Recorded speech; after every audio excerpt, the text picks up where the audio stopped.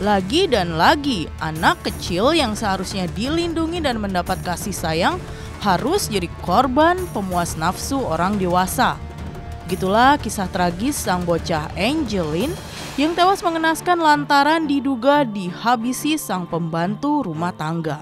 Meski sang tersangka sudah berhasil diringkus, namun mencuat pula dugaan adanya penelantaran terhadap korban serta waktu pelaporan yang dibuat ibu angkat korban yang hampir bersamaan dengan waktu pembunuhan Angelin.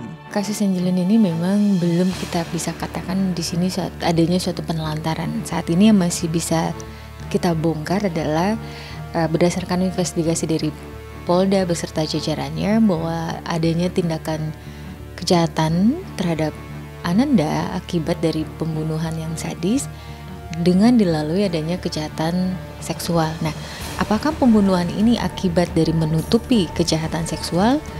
Itu belum bisa terungkap juga. Menurut aku sendiri itu suatu peristiwa yang sangat aneh atau janggal gitu loh untuk terjadi, karena mereka seharusnya bukan menutup-nutupi tapi harusnya membuka akses untuk para orang-orang luar untuk mengetahui apa yang sebenarnya terjadi terhadap Angelin gitu loh.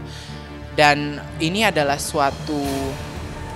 menurut aku suatu pelajaran. Aku pribadi sih ngedengar berita yang anak-anak Angelin itu prihatin banget lah ya, maksudnya shock juga sih, nggak nyangka tega banget sampai ada yang ngubur dia di belakang rumah dekat kandang ayam, pulang nggak ada kemanusiaannya sama sekali.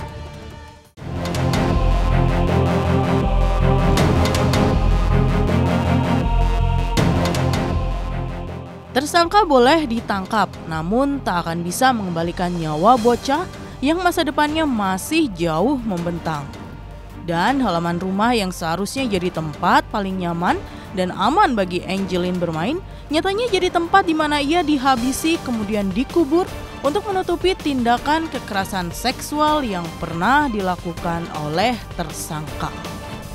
Jujur ya, pas aku ngedengar pertama, aku hampir nangis gitu loh, sedih banget gitu. Aku punya adik di rumah gitu kan, aku punya adik perempuan gitu loh yang hampir sama sebaya sama si Angelin itu, sama Angelin.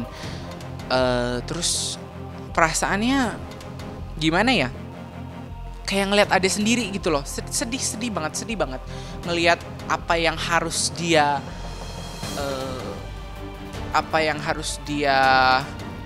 perjuangkan gitu loh. Hak dia sebagai seorang manusia, hak dia seorang anak kecil diambil begitu saja oleh sang oknum gitu loh. Itu sedih banget gitu loh. Satu kata sih sebenarnya, biadab.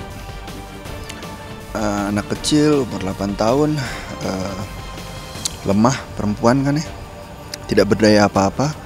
Mereka semua orang dewasa. Gue bilang mereka tuh ada kemungkinan kan bukan terdakwa tunggal, masih ada beberapa lagi. Jadi gue bilang mereka itu sungguh keji gitu loh. Anak tidak berdosa dibunuh dan ada kemungkinan diperkosa dulu sebelum dibunuh. Jadi buat gue itu sangat biadab. Ya, hukuman yang pantas buat si pelaku, siapapun nanti keputusannya ya harus seberat-beratnya ya, harus jadi contoh.